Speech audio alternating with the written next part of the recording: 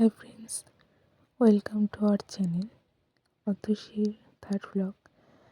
Eco park new টাউনে যে রাম মন্দির আছে অনেকদিন পর গেলাম এবং নতুন এই মন্দিরটা হয়েছে, যেখানে রাম, লক্ষ্মণ, সীতা তিনজনেই রয়েছেন এবং নতুন ঠাকুরের আবির্ভাব ঘটেছে।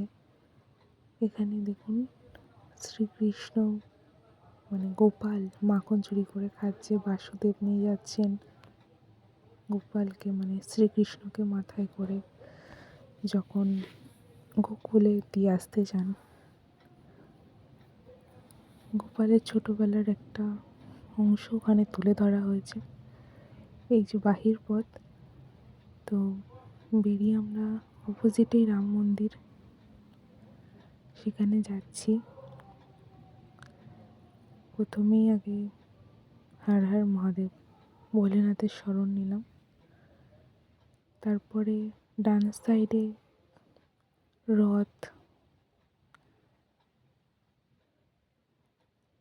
এবং সব দেবদেবী গাছের উপর বসে আছেন।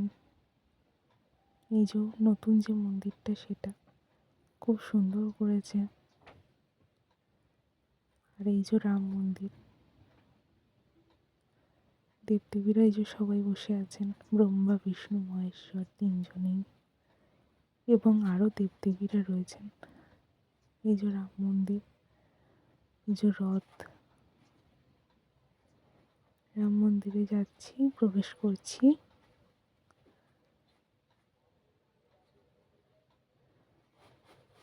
জয় শ্রীরাম, বজরংবলী এবং অন্যান্য আরও ঠাকুর রয়েছেন।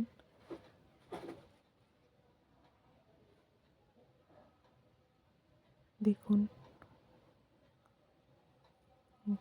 গণপতি,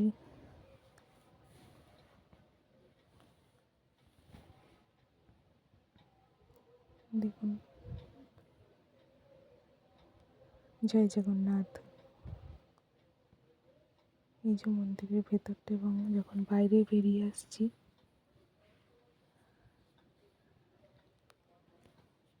এই যে রাম মন্দিরের বাইরে মা লক্ষ্মী,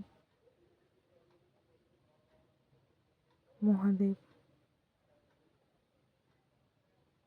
সব কিছু। এই যে শ্রীরামের যিনি ছিলেন হনুমান।